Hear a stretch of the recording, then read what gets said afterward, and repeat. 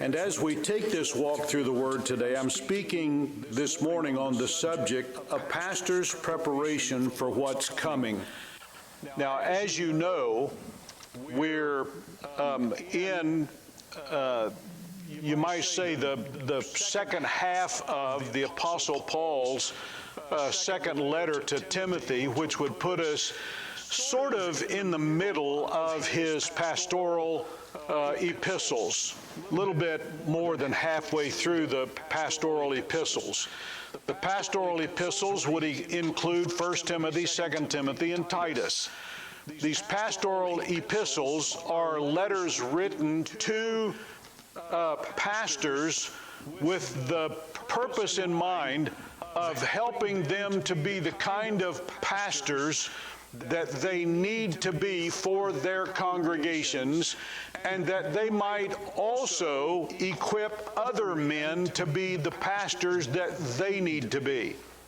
So they come from a man with a pastor's heart to men to help develop in them pastors' hearts.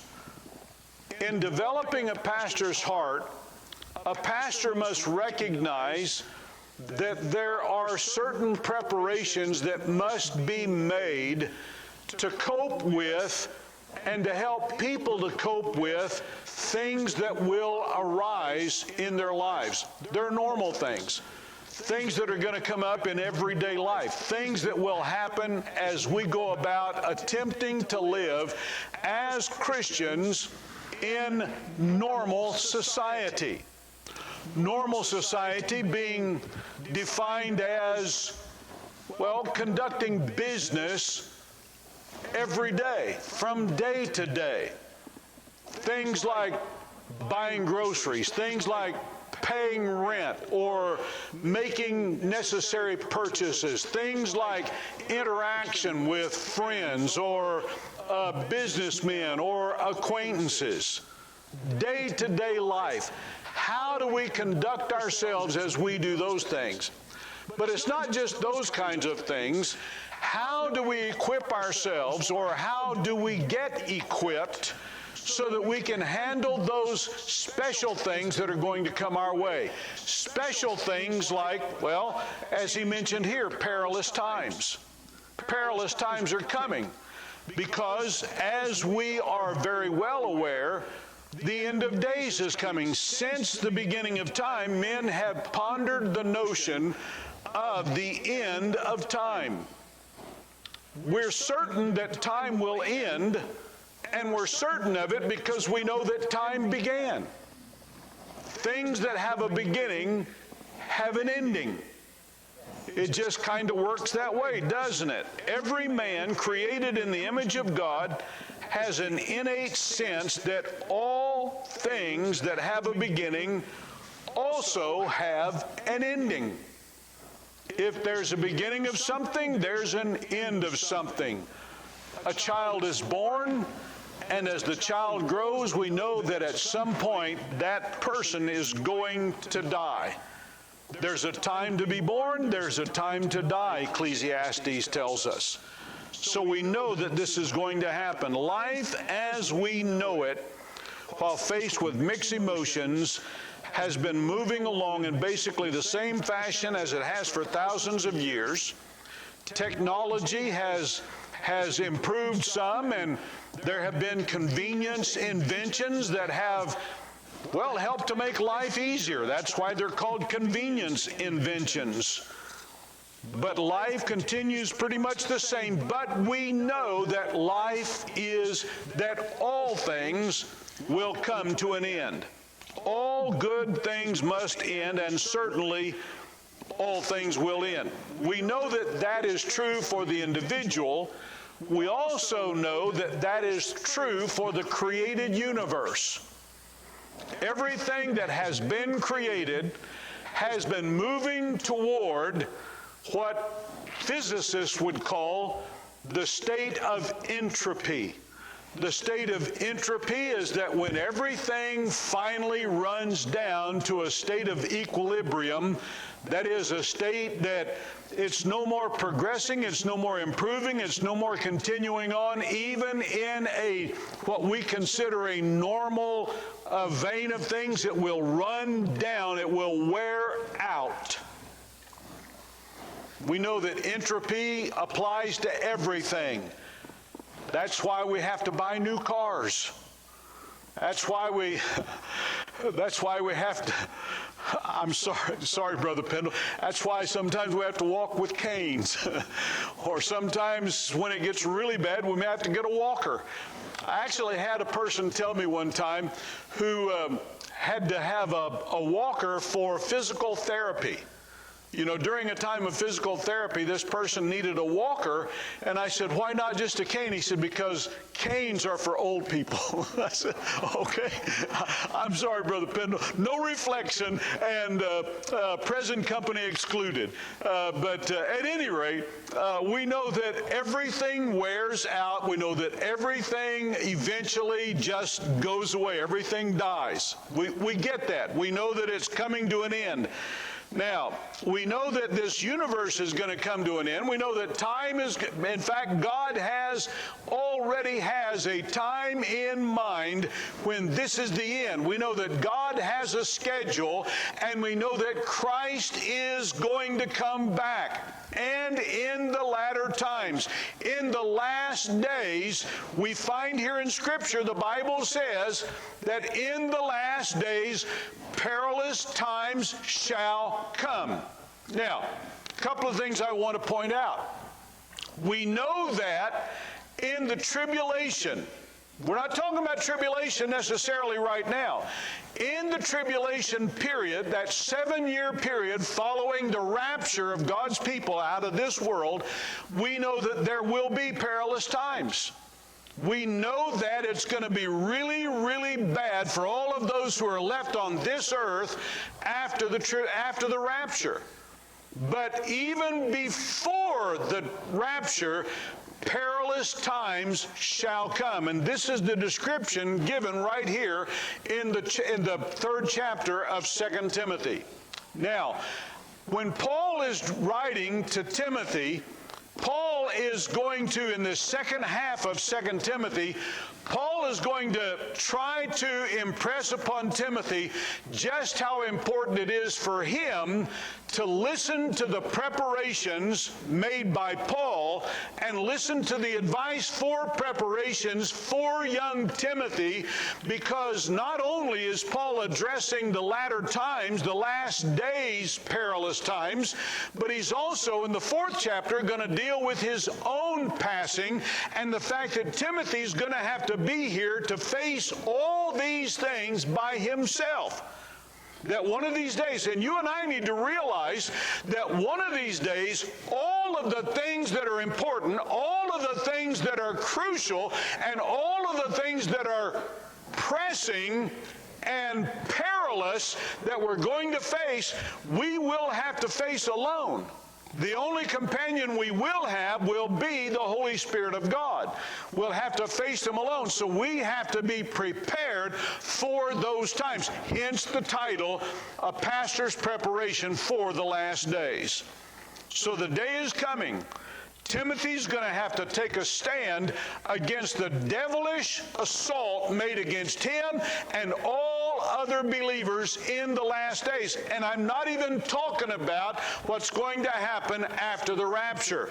Thank God we know that those of us who are saved, those of us who are alive and remain unto the coming of the Lord, will be caught up together to meet the Lord in the air. And we take great comfort in that fact, and we take great joy in that fact. But until then, there still will be, in the last days, perilous times that will come.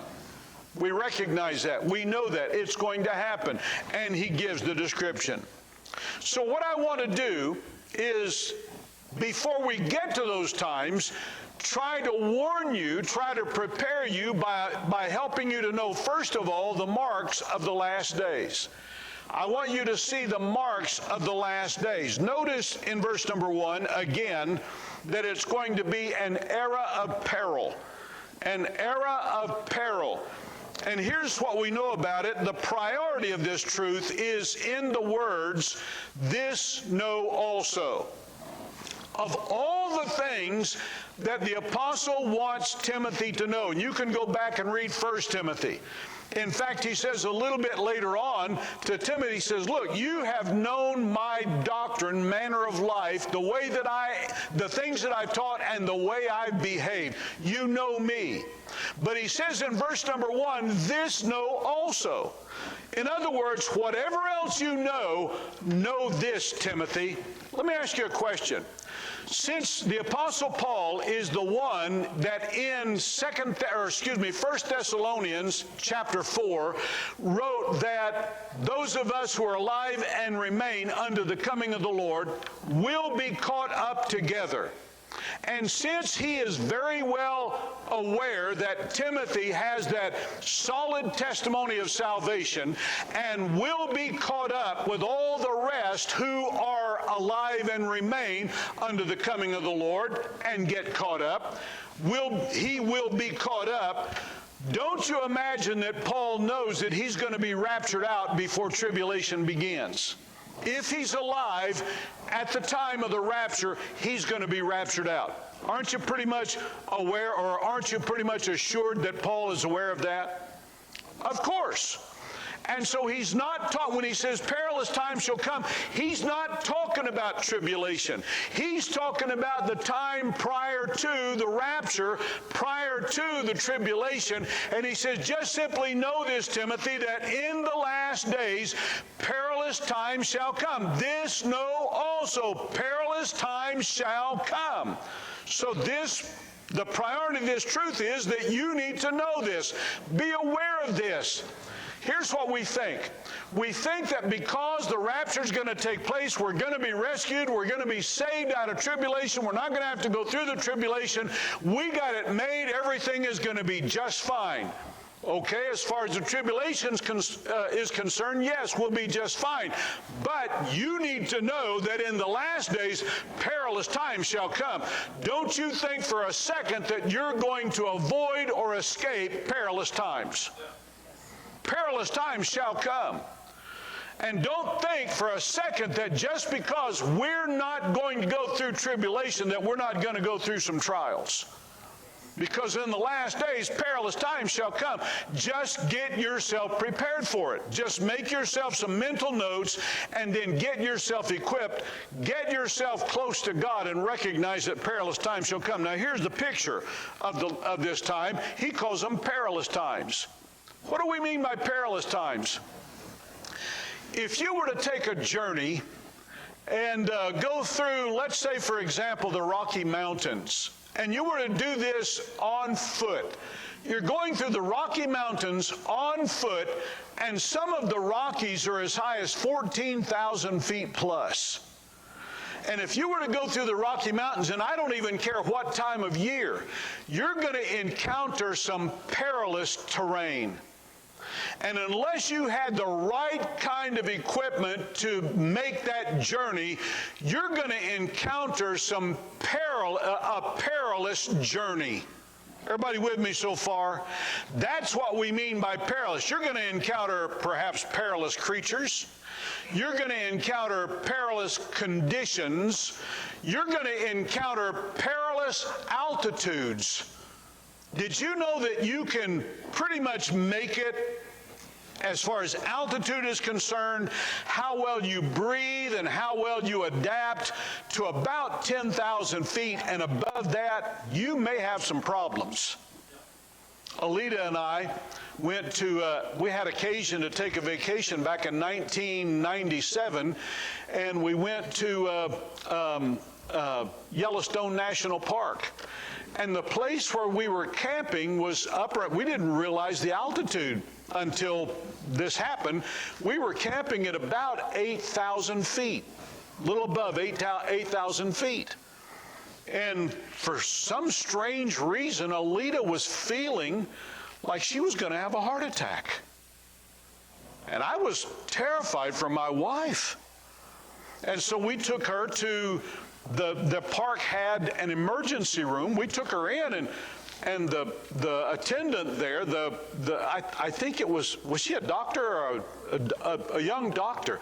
The doctor began to treat her and began to examine her and checked her heart and said, "Mr. Andrews, I think your wife is fine. I don't think she's having a heart problem." But she said, "Have y'all ever been to this altitude before?" I said, "What altitude?" She said, "You're actually at about 8,000 feet. And what I think is happening, your wife is suffering from altitude sickness." What? I said, "I thought that only kicked in at about 10,000. I've been at 10, 11,000 feet without any problems before." She said, "No, it can happen at even as low as 8,000 feet. She said, "What I want you to do, I'm gonna give her some aspirin to make sure, and I don't know, some other things. But she said, "I want you to be sure that when you get down to altitude, pay attention. If she gets better, then I was right. But if she continues to have problems, get her to a doctor." Okay, and well, we got down below the 8,000 feet. She did fine. What I'm saying is, you get up in the Rockies, 14,000 feet, friend, you're going to have some altitude, some perilous altitudes. Everybody following what I'm saying so far? Perilous times mean times that are going to be hard for you to endure. Times that will be treacherous for you. Times that will be very, very difficult for you and potentially very painful for you, if not hazardous to you, certainly dangerous. So that's the picture of the times, and the prediction of those times is, listen carefully to the terminology again, "This know also that in the last days perilous times shall come." He didn't say perilous times might come. He said perilous times shall come. They're coming. In the last days, perilous times shall come. I'm convinced that we're in the last days. I'm convinced perilous times are here. You need to be paying attention to what's going on around you. You need to get if you're not equipped, you need to get yourself equipped right away. Here's the era, not only the era of perils, the era of pride. Notice how he describes it. Verse number 2, he says, "For men shall be lovers of their own selves." I've been around for about 66 years now. I don't think I've ever seen a time in my life that I've seen men so much lovers of their own selves. We live in a time of a total lack of empathy between people today. Complete lack of empathy. It's as if people don't even realize that other people in the world have feelings. It's as if people in the world today don't even realize that other people are people also. It's almost as if the idea exists today that people think that they're the only people in the world. I see them on the roads. I see them on the walks. I see them in the marketplace. That they think that nobody exists but me. I'm the only person. Well, maybe I'm not the only person in the world, but I'm the only person that matters. What I want, what I think, what I do is the only thing on the planet that truly matters, because men are, and when we say men, we're talking about the whole bunch. Men, women, children, it doesn't make any difference today. They all think that they are the only ones that truly matter, and they're lovers of their own selves, marked by gratification, and not only that, but marked by greed. He calls them covetous. It's all about what I want. I don't know, I didn't look this up, I didn't check the stats, but I wonder how many people today are under the crushing burden of debt simply because they want what everybody else has and they want it now. Regardless of what it costs them for however long, they want it right now. It's what I want. It's what I'm going to have. I'm going to go buy it. And some knothead is going to make it possible by loaning them whatever amount of money they feel like they need to have in order to get whatever they want. They called them, several years ago, they called them predatory loans. Well, by the way, I'm not a believer that there's any such thing as a predatory loan. I believe they're just people that are not wise enough to know that you don't borrow more than you can pay back comfortably. Did everybody hear what I just said? You don't borrow more than you can pay back comfortably. Just because some knuckle-headed bank officer is willing to loan it to you doesn't mean that you should borrow it. And I said knuckle-headed bank officer on purpose because if he's willing to loan it to you, he's a knucklehead. If you can't pay it back comfortably, by the way, just another little illustration. Let's see, back in about 90, well, I can't remember anything. Back between 89 and 94, somewhere in that time frame, I took a course and I actually started selling real estate. I was working for Century 21 in West Little Rock, Arkansas. One of the courses I had to take was on pre-qualification. I had to learn to pre-qualify people for a home loan. If I was going to help people purchase property, and the company didn't want me to waste the time of either a company representative or the person trying to make a purchase on looking at and trying to purchase and applying for a loan for a house that they could not afford. So I had to learn to pre-qualify. And there are percentages of total income and total indebtedness that all have to be put into the mix before they'll even consider loaning money to a person for a mortgage. I had to learn all that kind of stuff. And guess what else I learned? I learned that banks know that stuff too. So they have to consider all those things before they will loan the money, and they have to be able to afford to pay it back comfortably before they get the loan. Everybody with me so far?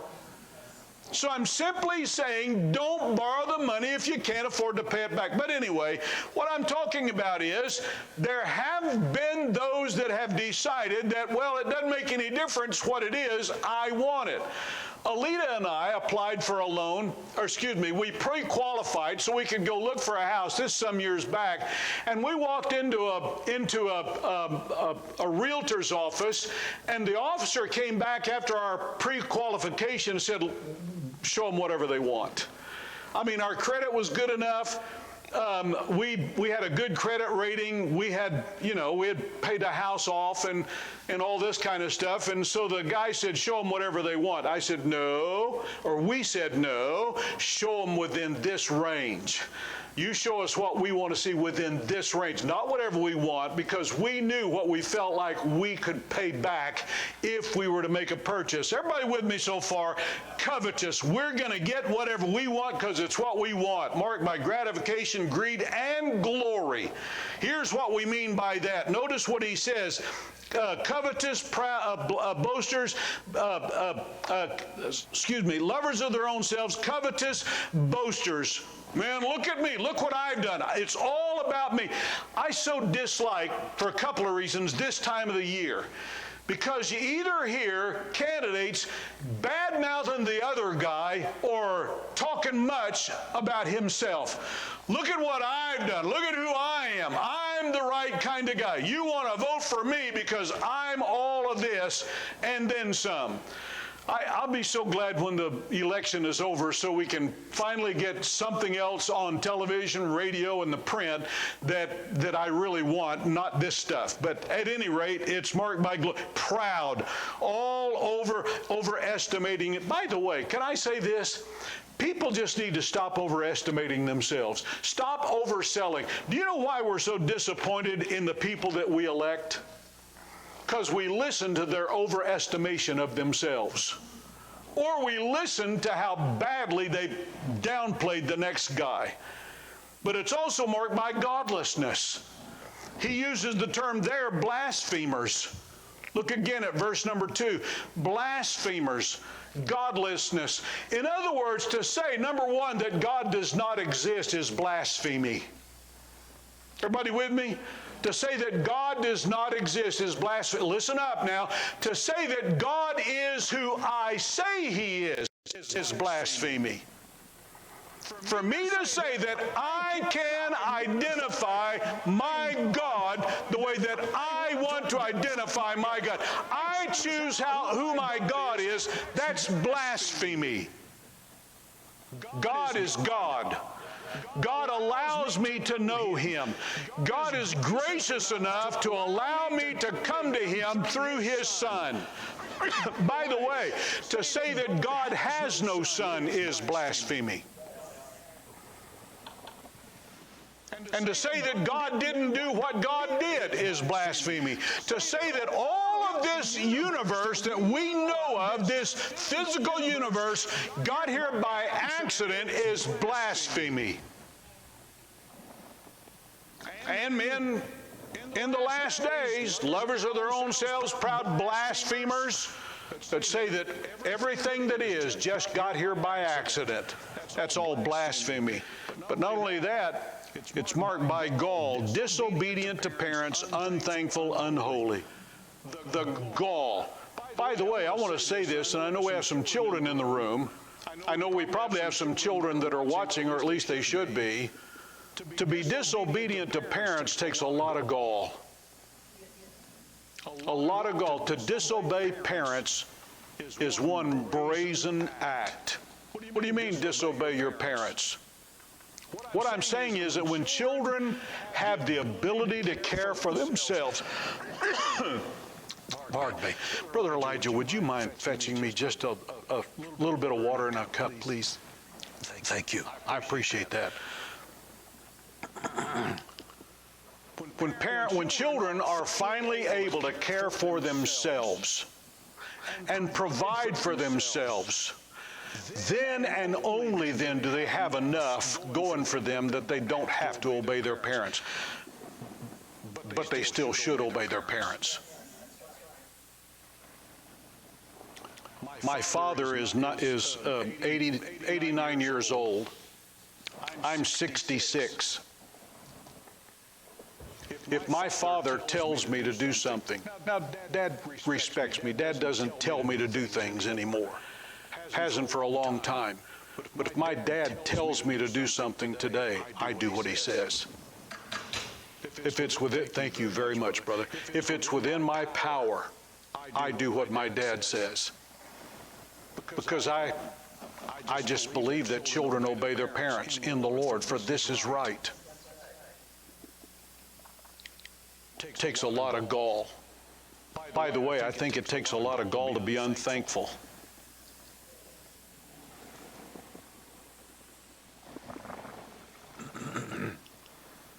What kind of people are we that we expect the things that we're given? And we complain when the things that we're given are not given anymore. What kind of people are we when we feel like we have a right to be unholy? Unholy? To be base, crude, vile, and wicked simply because it's what we want to do? Marks of the last days, marked by gratification, greed, glory, godlessness, and gall. But then, and I know I've got to hurry, I want you to notice the morality of the last days. I'm going to have to make this a two-part sermon. The morality of the last days, verse number 3. They're dead in their affections. He describes it this way: without natural affection. Abnormal taken as normal. The abnormal taken as normal. This is the era when we're asked on every hand, who's to say what's normal? I like what I heard one guy say when somebody who was obviously abnormal asked another guy, well, who's to say what's normal? And his reply to him was, well, whatever it is you're not is what's normal. What everyone else is and what you're not is what's normal. Let me spell it out this way. God created everything that is to function as He created it. And when it's functioning as He created it, that's normal. When it's taken outside of its intended use, that's abnormal. For a mother not to love her daughter or her son is abnormal. Everybody following me? For a husband not to love his wife is abnormal. For a wife not to love her husband is abnormal. Well, I've just fallen out of love with him. Fall back in. I'm not convinced that love is a thing you fall into or out of. Love is a choice. You choose to love. I realize that there are chemical reactions inside people's bodies, and I realize that there are things that move you and things that don't move you, but when it comes to love, you choose to love or you choose not to love. And if you have decided that for whatever reason you don't love somebody, you decide to love them. You make the choice without natural affection. The most hideous thing we read about these days or hear about on the news reports is when a mother murders her own children. That's without natural affection. By the way, it's without natural affection, and I know I'm going to get some heat over this from some people, but it's without natural affection when a man falls romantically in love with another man. That's not natural affection. That's not what God intended. That is not the manner in which God intended them to function. God created them male and female. He didn't create Adam and Steve, He created Adam and Eve. And God gave them a proper necessary function. God said, be fruitful and multiply. Adam and Steve can't be fruitful and multiply. Is everybody listening to what I'm saying? I don't care how much they try. They cannot be fruitful, and well, they can adopt. Not if there's not an Adam and Eve around somewhere. There's a function that God intended, and to get outside of that function is abnormal, without natural affection. God's intended plan. You say, well, I don't like what you're saying. How do you like what God says? Find out what God says about it. Don't take my word. Go to God's word. Dead in their affections, deceitful in their agreements. That is, they're truce breakers. I know that we live in an era where divorce is as common as marriage. In fact, divorce may be more common than marriage today. I think I read somewhere that 51% or more of marriages wind up in divorce today. They're truce breakers. They made an agreement. By the way, I will never, as long as I live, understand why young ladies fall for guys that have been married multiple times. That makes no logic. That bears no logic at all to me. You're going to believe a guy? You're going to go and make an agreement with this guy that's already lied to at least 2 other women? And you think he's going to be true to you?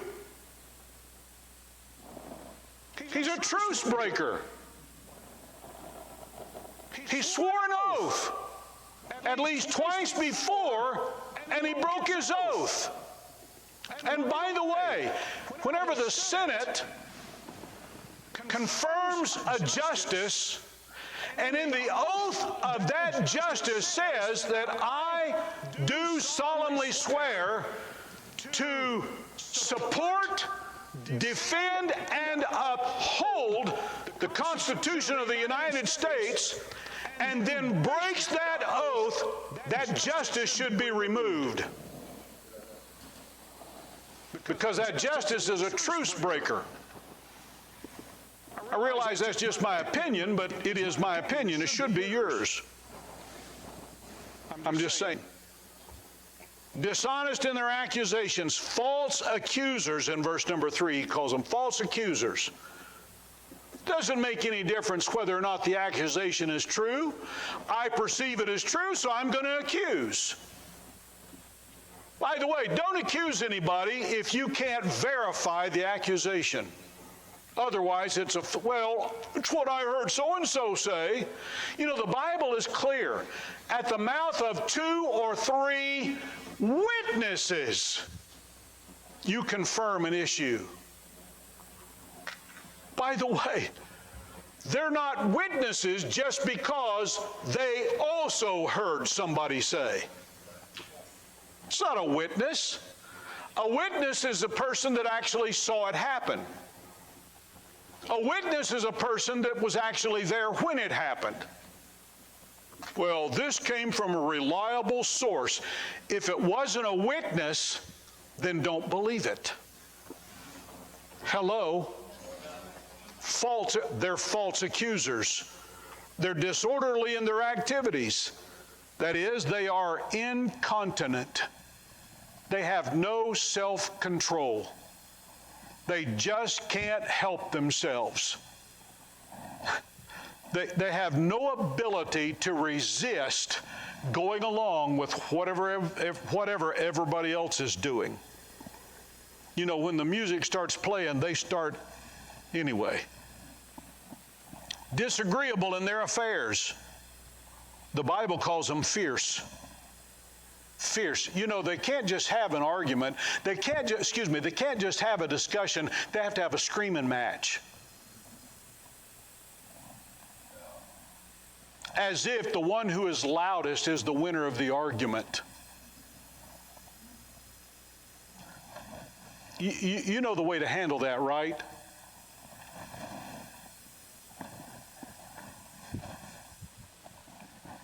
Sorry, I'm not going to be part of this.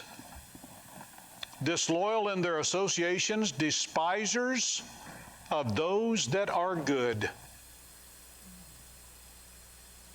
Never before in our history have we had so many that actually hate people that are good.